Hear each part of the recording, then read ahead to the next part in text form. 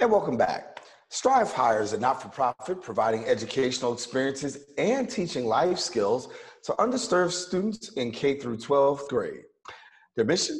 To help students develop into well-rounded individuals through education, financial literacy, wellness, and career exploration.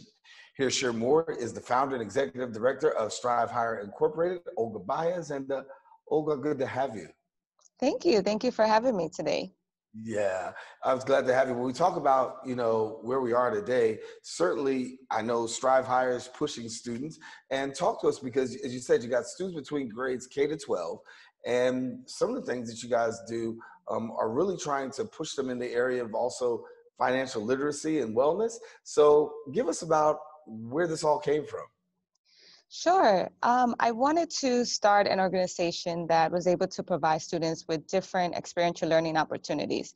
And I truly believe that students need they need to learn different things throughout life through their development in order for them to reach their full potential.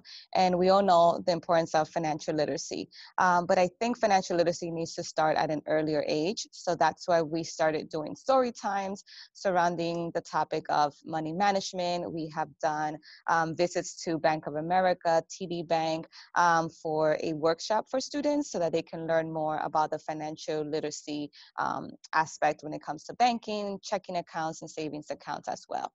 Mm-hmm. And so when we talk about your teaching and training, obviously like most places now, you've had to adapt to go to a virtual environment. How's that been working for you now that you're on the virtual side? Sure. It's definitely been a challenge just because, Zoom has definitely tired people out. Everything is on Zoom. There's a lot going on social media through Instagram Lives, and there are a lot of options, which is, it's great. But I think it can also be overwhelming for both students and parents. So we've been trying to do a couple of sessions of live Instagram story times. And one time we also had a career panels. We invited different individuals from different career paths to share their advice. And we did that through Instagram Live as well. Mm. And so one of the components that you really have in terms of dealing with students is that about life skills and really helping them to develop life skills. Talk to us about why you felt that was an important track to go forward with. We no longer have home ec. A lot of students don't have that class where they can learn how to cook, when they can learn how to sew a button. And those skills are important throughout our lives, and especially when students go off to college and they need to learn how to do their laundry, mail a letter. I know that's something that's uncommon for a lot of our younger students now, or this generation. They don't really know how to mail a check or write out a check. So those are all important life skills that are still part of our society and that students need to learn. We had about a year ago, we had a sewing class where kids learn the basics of sewing. They created a small pillow, and it's just to start instilling an idea in their minds of these are the skills that you're going to need as you continue to grow up and develop into an adult. Yeah. Well, being at home, you got to learn and you've got to take advantage of this virtual environment. Give me some tips, if you will, because when you talk about learning at home, everybody is not always proficient at learning virtually, learning at home, but give me a little bit about that home learning space. It's a new path that we're not used to. We were thrust into it back in March, and now we're trying to make some sense out of it. My advice to parents would be to create a specific space in your household for your students' learning opportunities. For their remote learning, it's important for them to just have a space where they can concentrate, make sure it's a space where no one is able to walk behind them. I think that's something that we discussed during our learning spaces session during our Instagram Live, that one of the moms shared, that it's something that people don't usually think about. But you want to make sure that the space behind you, it's not one where people are always walking by, because then that's going to distract not only your student, but also the students who are watching the class remotely. Yeah. And so as you're teaching kids about how to do it virtually, obviously, a lot of people are making the transition. Some are doing it easy. Some are having a lot of challenges. What are you hearing about right now in this time and space about those who are trying to make that transition? What are some of the biggest obstacles that you're hearing about? Students being online in front of a computer for long periods of time. I think that's one of the most challenging aspects of remote learning. Students are not accustomed to that. For a very long time, we have been managing students' screen time, and now that has gone out the window, right? Because we're telling them you need to be in class in front of a computer or your laptop for several hours. And it sounds like students are not obtaining breaks throughout the day as much as they should. Especially for the younger kids, it's tough for them to sit in front of a computer, to be engaged.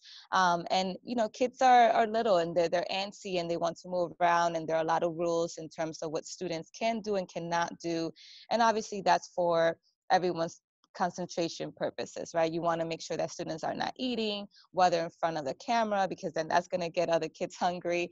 But at the same time, students are used to having snacks throughout the day, especially now transitioning from the summer vacation to being back in school. It's a challenge. Yeah, yeah. What's it been like for you? I have a teenage daughter, so we'll see how it goes. But that's definitely a blessing that she's older and she's able to log in by herself, and I'm more managing her schedule. I know for other parents who have more than one child, that's definitely a challenge as well. How do you manage three different remote classrooms, for example, while also trying to work from home? Mhm. One thing I failed to mention about Strive Higher is also you do have a scholarship fund, I understand. So give us a little bit about the scholarship fund and who's eligible to participate. Yeah, so this would be our third year that we have provided a scholarship for two Bronx College students. They're usually students who are either part of our program or they have volunteered with our program. And the funding comes from family members, friends, and Strive supporters who believe in the importance of supporting students at the college level as well. There's a big push for students to go to college, and that's an important push, but we also need to provide students with support while they're in college to ensure that any obstacles that they may have, such as book expenses, that's covered and that they're supported so that they can actually graduate from college. Mhm. And so for people who want to get connected, how do you go about getting connected with you? Yeah, they can follow us on our Instagram page or Facebook page, StriveHigher Inc. We currently have a virtual reading buddy program that's also taking place. At this moment, the program is full. We actually have over 40 students who have registered for that program. But we have many other opportunities coming up. So we are always posting resources and sharing information about other opportunities, not only from our organization, but also other local nonprofits. Awesome, awesome, awesome. And I want you to know that when you talk about taking kids and giving them life skills, it's one of the most important components I think that we have forgotten about. I mean, the math and the algebra and all that's Yes. great, but sometimes the life skills is the most important thing that you can get. So Olga, you get the final word about Strive Higher. Oh, thank you so much. Well, just please follow us, Strive Higher Inc., Instagram or Facebook. We are excited to share our programs and everything that we have to offer to our communities. We want to help everyone excel, and we know that working together, we make a greater impact. All right, Olga Baez, our guest here on or our guest on Open, I should say, talking about Strive Higher. Olga, good to have you. Thank you. Thank you so much for having me, and I hope everyone has a great academic year. Well, thank you, Olga, and all the great work that you're doing with Strive Higher. Wishing a best year for both students as well as teachers. Listen, we've got more Open coming up. Stay with us. We'll return right after this.